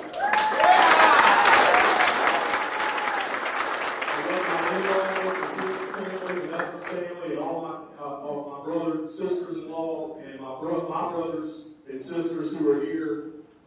Y'all, you don't realize, I had some people joke with me when I ran for solicitor in the 8th Circuit, because Vanessa's family is a huge family with Lawrence. They said, well, you just, win your Vanessa's family vote, your family vote, you're going to win the election. And that's not too far from the truth. So, y'all, this is a night that we're going to celebrate, but remember that we are not done yet. We have a race in November to win. There is a Democrat on the ballot. I understand that a Democrat hasn't won a statewide office in 20 plus years, but we still got a lot of work to do. I need everybody in this room fighting like crazy for the next few months to make sure when we're standing there on election night in November that we are officially the next Attorney General of South Carolina.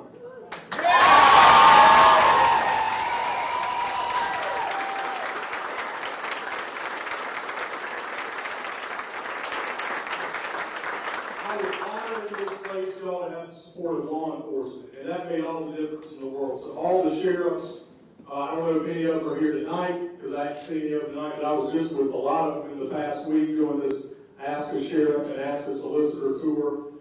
10 of the solicitors are behind us now. I've got a ton of people that work. I'm seeing faces out here, people that work in the 8th Circuit Solicitor's office, and they picked up the ball while I've been running for office the past few months and just carrying the load in the 8th Circuit. I'm so thankful for them. I could go through, we'd be up here all night. I could thank literally every person in this room for all that you've done to help us build this campaign and win this race. And I love each and every one of you. And I'm so thankful to be standing before you tonight. And I want you to know this, that when we're going to speak it into existence, when we win this thing in November, I commit to you that I will go to work every single day to serve the people of South Carolina, the state I love. I was born and raised here. Y'all, we live in the greatest state in the Union. And I say that because South Carolina is the best state in America. And I can prove that with data because everybody and their brother wants to move here, right? And that comes with some challenges too. But they're moving here, y'all, because of our values. They're moving here, y'all, because of our people. And the people that make this state special, a lot of you are out here in this room. And the values we have in this state, we will not have them for long if we have bad leadership.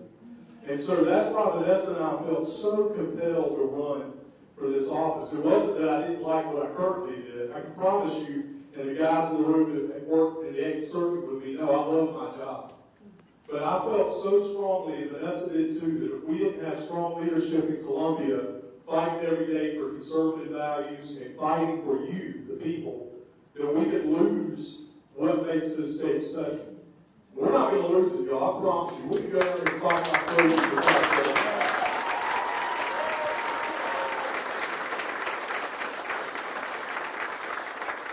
Well, we had a lot of challenges in this race. I'm telling you, we started out, and I'm telling you, a lot of people gave us zero chance of winning.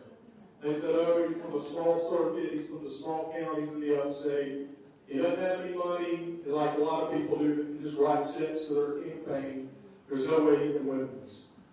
But we knew that if God opened doors, it didn't matter about those challenges, that we were going to win. If God ordained it, it didn't matter that we didn't have the most money. It didn't matter that we didn't have the biggest profile or the biggest, most high-profile area of the state. All that mattered was we were following God's will and we were right in the center of it.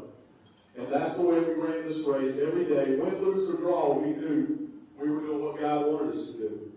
And so it just happened that He ordained that we were going to win this primary too. So we're thankful to the Lord for that, His grace and mercy. I got a couple people I want to thank before we stop, and I can thank everybody in this room. But my team, y'all, worked so tirelessly.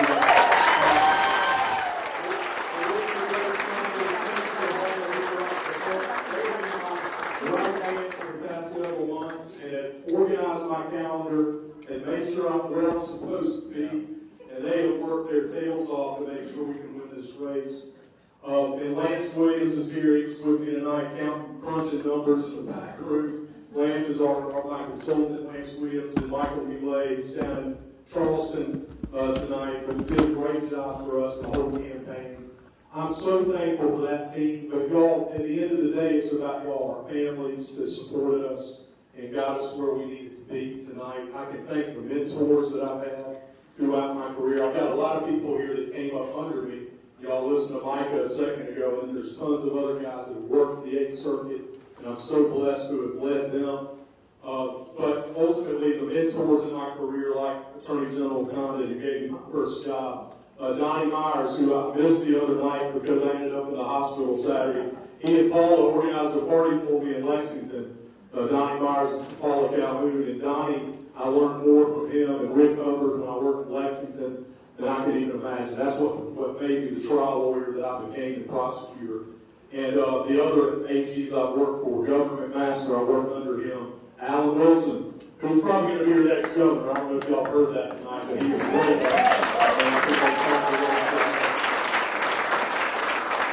I have so many people that I've worked with that I can thank y'all, but I can stand up here all night and give thanks for all the people in my life and the people that are here that are accountability partners for me and have led me along the way and counseled me. But I'll leave with this, y'all. What matters in life is the people around you. And so all this politics stuff is great. I love the game that we're in politics. I love serving people. I love public service. But make sure you keep family first, no matter what profession you're in, no matter if you're in political endeavors, no matter what you do for a living. Make sure that your wife, your children, and the people around you that you love, come first. Because if you get that mixed up in the wrong order, everything gets out of line. And so I am so thankful that I have a family here supporting me, and I'm thankful that we will be, I believe, the next Attorney General of South Carolina.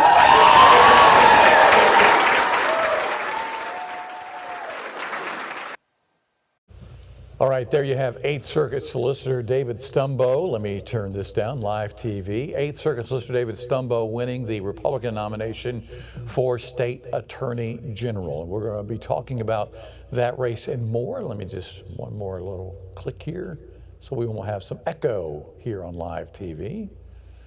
Don't you love live TV? I love live TV. All right, there we go.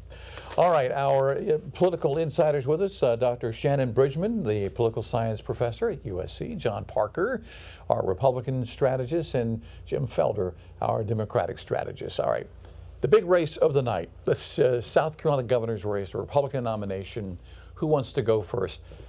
How did Alan Wilson win this tonight? Shannon? He did it through a lot of different things. President Trump's co-endorsement at the end certainly didn't hurt. He did it through good old-fashioned traditional political campaigning in terms of assembling good, solid coalitions. He wasn't too MAGA. He wasn't too establishment. He cast a broad net to try to appeal to a lot of people within the Republican faithful. And for those who came out and double voted, that is, they exercised and performed their civic duty twice in the last, I guess, 2 weeks, it mattered. Right. And so he picked up some momentum, and he really had very few unforced errors and ran just a steady campaign. And John, by all accounts, you got a very popular governor, Henry McMaster, 10 years in office here. So how does a sitting lieutenant governor not get the nomination? How does that happen? Well, one thing, we just saw David Stumbo, who just won a surprisingly big victory after being outspent and coming in second place in the primary. Well, how did that happen? Part of that was through a law enforcement coalition of sheriffs across the state, the same coalition of local support and grassroots support that rallied behind Alan Wilson. So one of the things that we saw tonight was a real flex of that local grassroots power of both law enforcement and grassroots leaders that kind of pushed both of these candidates up through the runoff as you get to the turnout stages of a runoff election, because it's all about who goes back out to the polls, as Shannon was saying earlier. But beyond that, the race was really a battle between establishment and anti-establishment from the very start. And that's one key thing to understand. When you looked at the original players on the stage, Nancy Mace, Ron Reddy, and Ralph Norman, these all campaigned as outsiders, all campaigned as anti-establishment vote. It represented about 60% of the Republican primary, and then you have these two more establishment figures, more traditional figures with Alan Wilson and Pam Evans. So the question almost becomes, how did Alan Wilson lock up all of that support, essentially all of that support from that outsider lane? And you could point to being a hand-picked politician, in the case of Pam Evans, as maybe being a little bit too much establishment for those outsider desiring Republican primary voters. Your take? Name recognition certainly helped Alan Wilson. Pam Evans, she's not been in an elected position. She never presided over the Senate as in the old days Lieutenant Governor did, which give you recognition. She's an outsider. And so he put together a good coalition. He brought on a minority candidate as his lieutenant governor. All that helped him. And so he ran away with it. Looking at the voter turnout, we're probably looking at roughly between 320 and 330,000 people casting ballots today. Primary day 2 weeks ago, I think that number was like 1.3 million out of the 3.8 million registered voters in the state. So a big drop in voter turnout. Shannon, not surprising when it comes to a runoff 2 weeks later, right? Right. But, you know, you've got two primary variables here. The first is a lot of people who voted in the primary, their candidate won outright and advanced to the general election. So there may not have been a runoff for those for that race. Think about Democratic voters for the governor, for the gubernatorial office. Of course, if there's no one to vote for, you're not going to show up. If there's one down ballot race, and you've got to pick up kids and go to work, and you know the barriers to getting there might just be too high. You also have an interest deficit. There are some people who just said, you know, I'm going to vote, and then the signs go away, and you don't have as much momentum going forward. Both of those things can be the same. But we know that the people that participate in the primary runoffs are the people that voted in the first primary, and then those that have the interest, the wherewithal, and a plan to really invest and come out and perform their civic duty again. John, I think we're looking at between 9 and 10% of the registered voters. Sure, right, which you also got to keep in mind, basically, we were looking at the 2nd Congressional District. There's only maybe 4,000 or 5,000 people that are going to ultimately vote in that race. Well, that's because the Democrats functionally did not show up today, right? They won all of their races outright. That's hundreds of thousands of voters that had no reason to go to the polls. They were not even allowed. They would have been disqualified from going if they had tried to vote today. So that's where part of that turnout goes. Another thing is we only had 2 days, and it normally should be at least 3 days of early voting during the 2-week runoff. But with Juneteenth, that becomes a federal holiday. We're down to just 2 days, which you still had 70,000 people turn out, but that's only half, not even, of the Republican turnout. in early voting in the primary. So that kind of reduction really makes it tougher for people to get out, even when there is a lot of enthusiasm about the governor's race and these other races that are so critical. And Mr. Felder, it seems the Republicans had more races that were challenged this go around than the Democrats did, but between now and November, your party plans to put their candidates out there in front of the public. Very much so. Most of our candidates didn't have, well, they won outright. Right. Just like Johnson took off 45 counties. John's got it right. We had nothing to come out to vote for except the second congressional district race. That was the only really runoff race in the Democratic, on the Democratic side. And as a result of that, people thought it was all over. They didn't know these folk in the second congressional district, and they didn't worry about it, unfortunately. Let's talk about November as far as the midterms are concerned, if we can. And we are on standby. We think we're going to be hearing from a candidate, so just let our viewers know, letting you guys know, may have to interrupt you though. The midterms coming up in November nationwide. What are your thoughts, Shannon? Well, midterms are always an outlet for voters to express their satisfaction or usually dissatisfaction with with a presidential administration, and we see a lot of animation on that front. So, you know, the House is in play, super tight control. The redistricting wars, we're going to see what that matters, and of course, South Carolina, we've kind of slipped out of that for now. But you know, the Senate is much more competitive than we thought it would be a year ago. In the last 7-8 months, we've seen real shifts in some really important states, and of course, Senator Graham is up for re-election here, and we know that you know, the national mood is not really overly positive right now in terms of affordability and these bread and butter issues. So South Carolina is going to make a difference, I think. Do Republicans keep the House and Senate? Well, we'll see whether we keep the House and Senate. That's a tough one in midterms. Generally, the party in power, as Shannon pointed out, loses seats generally in the midterms. That said, in South Carolina, we've got some exciting races. In the 1st Congressional District, we have a new Jenny Honeycutt who will be running with Nancy Mace having stepped aside. We have a new Wes Clymer who's going to be running in the general election for the first time in the 5th Congressional District.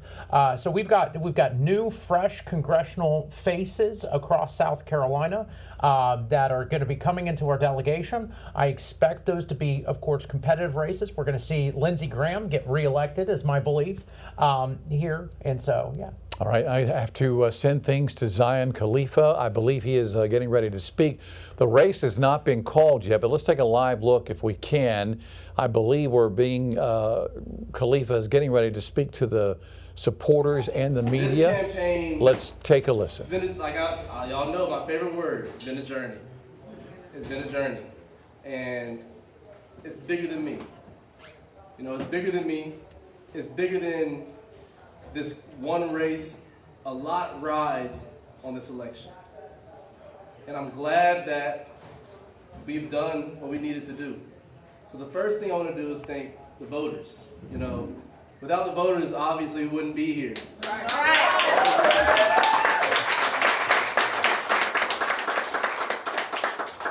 I want to thank all those who knocked on doors in 90-degree heat. 90 plus. Knocked on doors. I want to thank, again, those who donated. I want to thank those who phone banked. I want to thank those who really just believed in me. You know, a lot of people, they didn't think we would be where we are.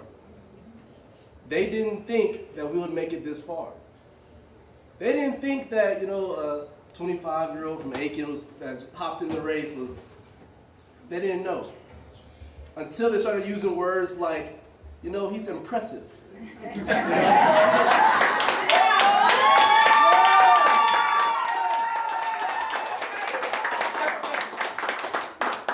They started using words like he's impressive, we knew we was making some ground. Yeah.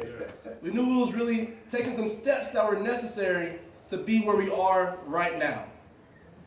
But regardless, the work that each and every one of you who are here put in, couldn't have done it without you. I couldn't have done it without you. the ground that we covered, I could not have done it without you. And really, I want a special shout out to Aiken.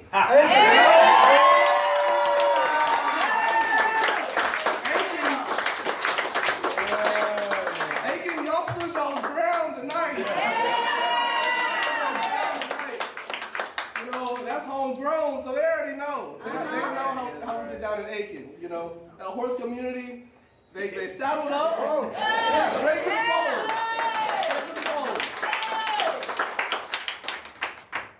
But again, tonight is bigger than us. But this is not the finish line. We have more work to do. All right.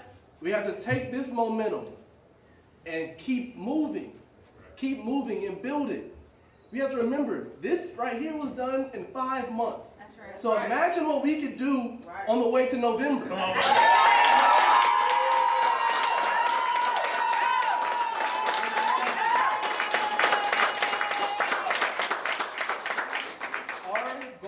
Here is to re-inspire South Carolina. That's right. Our goal here is to give the people of South Carolina back their imagination. Yeah. You know, they have to be able to imagine that better life. They have to be able to imagine change. They have to be able to imagine a difference. Once they have that imagination, we want to get them to the polls. That's right. So right now, we know it's a David versus Goliath scenario, but I'll be David and slay Goliath for the people. That's right.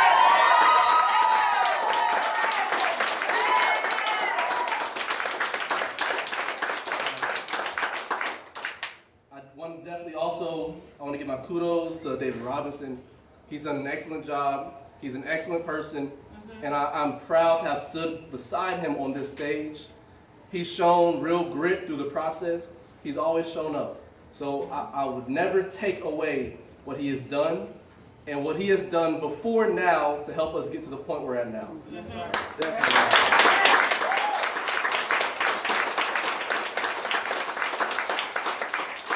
Now, it's time for us to get to work. That's right. It's time for us to get to work. That's right. Okay. So let's go.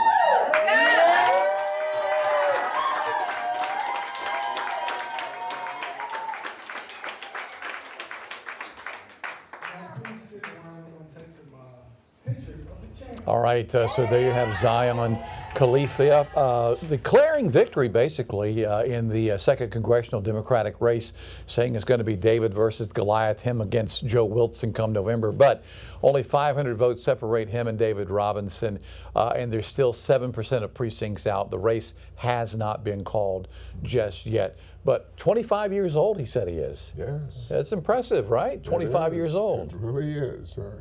Running for a congressional seat, yes, it's very, very impressive. But he has the nerve to take on Joe Wilson, possibly here. You know. But anyway, the national scene in terms of what is going to happen. This is going to be a very exciting November. It's going to be a turnout that we've never seen before. While off-year elections are normally not that exciting, but I think this time around, I think the Democrats are going to flip the House, and I'm looking, if we can do anything in Texas, they will flip the Senate also. Because I think we're going to be all right in Georgia with Ossoff. He should win handily. But the Texas race could make the difference, and that was not in the plan several months ago.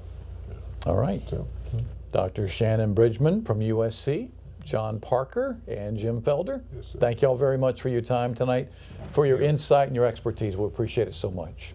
Welcome. All right, Erica, we're going to send it back to you in the studio to get some updated numbers. Hi there, JR. But as you just reiterated, as of right now, we do not have this race officially called. We heard from Zion Khalifa, but right now, 54.4%. David Robinson, we also heard from him earlier tonight at 45.6%. But this race has not been called officially, so we are standing by for any updates. And of course, we're going to have more updates during News 19 at 11. I just want to make sure if you're joining us right now, you want to get a recap of everything that happened earlier tonight. Let's make that happen. When it comes to Ag Commissioner for the runoff, Cody Simpson, 62.6%. That race has been called as well. And Attorney General, when it comes to the GOP runoff, we have David Stumbo. We heard from him at 55.8%. And then in the race for GOP runoff, the governor's race, a big one here, Alan Wilson at 68.5%. We have heard from both Alan Wilson and Pamela Evelyn earlier tonight. We're going to have all these details and our reporters who are covering different areas. They are spread out to bring you live updates. That's coming up in about 40 minutes or so during News 19 at 11 o'clock here on WLTX Plus and on air. We'll be sure to see you then, so stay with us.